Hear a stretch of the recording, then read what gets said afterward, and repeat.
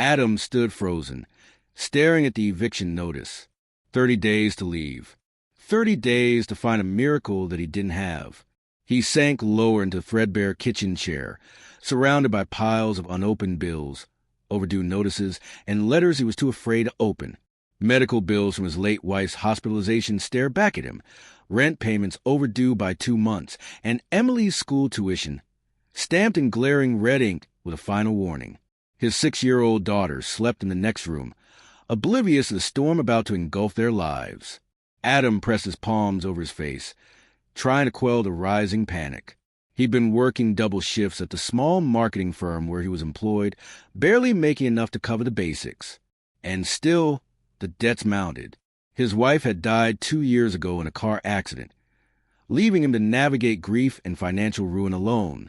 Loans, credit cards, borrowed money from friends, all avenues exhausted. Now, eviction loomed over them like a guillotine. Adam's phone buzzed, interrupting his spiraling thoughts.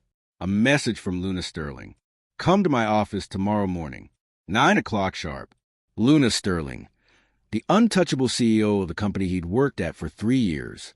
A woman so cold and precise that whispers followed her like shadows. Adam had maybe exchanged a handful of words with her, never expected any personal attention. Why summon him now? He replied simply, I'll be there. Sleep was impossible that night. The hours dragged, filled with the imagined consequences of tomorrow, until dawn arrived in exhausted streaks of light.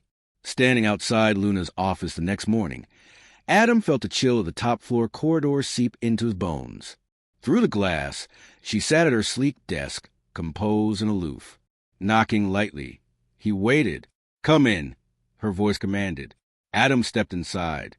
The office was immense, minimalist, bathed in sunlight streaming through floor-to-ceiling windows. Luna gestured to the chair across from her desk. Sit. She placed a folder in front of him. Adam hesitated, then opened it. Copies of his bills, bank statements, even Emily's tuition notice stared back at him. His chest tightened. I had you investigated, Luna said calmly, cutting through his shock. I know everything about you, Adam. Why? Adam's voice was barely audible. Because I need something from you, and you need something from me, she replied.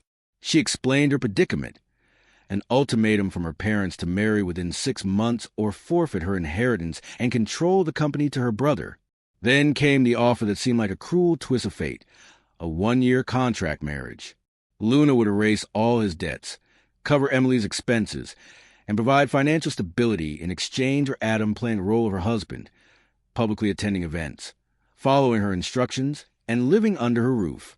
After 1 year, they'd divorce, and he'd walk away with a clean slate and $200,000. Adam felt the room spin. You want me to sell myself? No, Luna said, unwavering. I want you to make a smart decision. You're out of options, Adam. In 30 days, you'll be homeless. Your daughter will end up in a situation neither of you can recover from. This is your way out.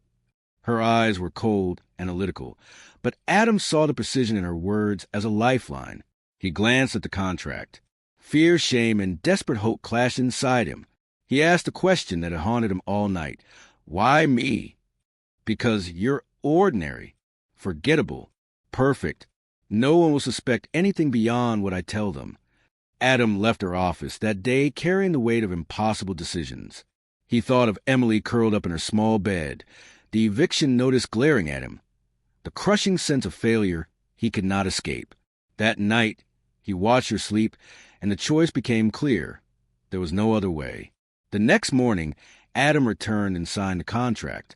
Luna instructed him to pack and move into her penthouse immediately. She handed him a black credit card, a symbol of the new life awaiting him. The penthouse was everything his old apartment was not: cold, pristine, intimidating. Adam was alone there at first. Emily sent to his cousin's home 2 hours away. Luna's presence was fleeting, leaving early, returning late. They were strangers inhabiting the same space, actors playing a role they both knew would determine the future. The first week passed in silence, an awkward adjustment. By the 8th day, Luna unexpectedly returned home at 10 o'clock in the morning. Exhausted, she drifted into the kitchen where Adam was making a sandwich. Her question was cautious, her tone foreign in its curiosity. "You cook?" Adam shrugged. "Not really, but you look like you haven't eaten all day." To his surprise, she let him serve her. She ate silently, nodding in quiet gratitude when finished. For the first time, Adam sensed something human beneath her armor. Weeks passed, and the first public event approached, a charity gala. Luna handed him a detailed guide on how to behave, what to say, how to appear loving.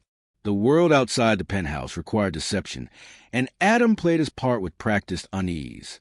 At the gala, Luna looked flawless in dark blue, flawless makeup and posture perfect.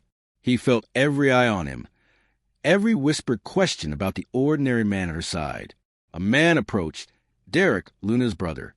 Adam sensed immediate tension. Derek's sharp smile held nothing but suspicion. "So you're the one?" he asked. Adam shook his hand, careful, measured. Derek's eyes lingered with judgment, questioning, and perhaps a spark of something more dangerous. Luna's grip tightened slightly, and the moment passed, leaving the weight of scrutiny hanging over them. Returning home, Adam found Luna on the balcony, tense, vulnerable. Derek would dig, probe, test, and for the first time, Adam saw fear in her eyes. "You really signed it because you were scared," Luna said quietly later that evening. "Yes," Adam admitted. "Scared of losing Emily. Scared of failing."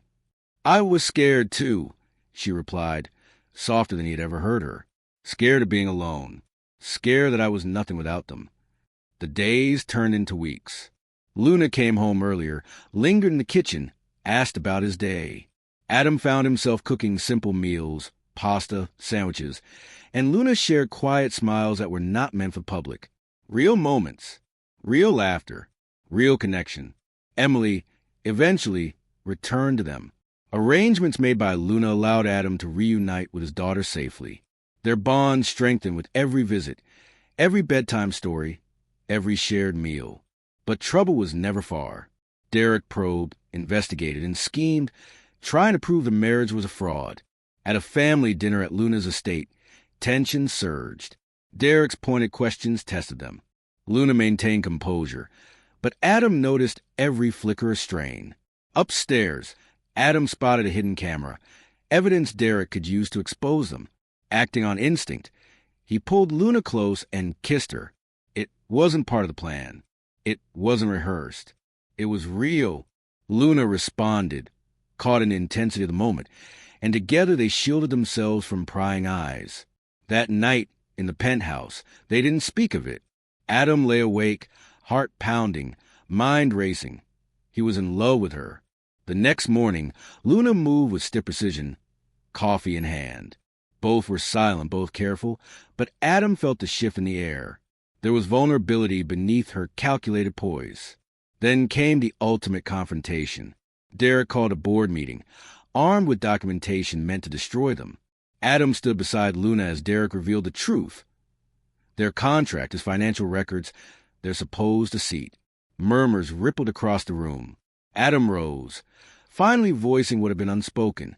He explained the origin of the contract, the desperation that drove him to sign, and how their relationship had changed.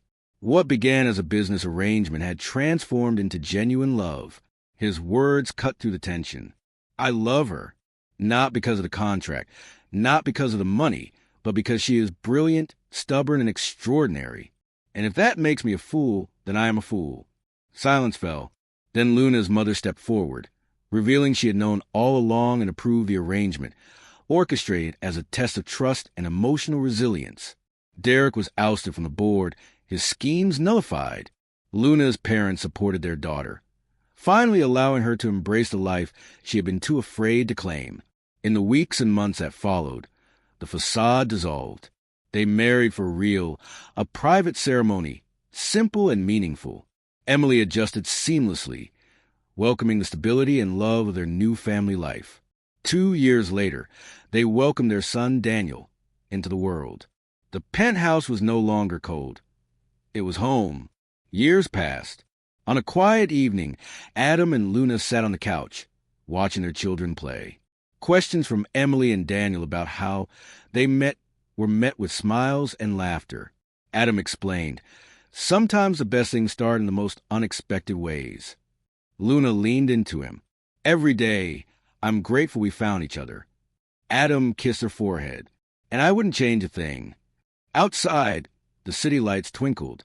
Inside, love had been carefully nurtured, grown from desperation into something real, unbreakable, and enduring. Two broken lives had intertwined, proving that even the coldest heart could learn to love, and even the most desperate circumstances could blossom into a story worth telling.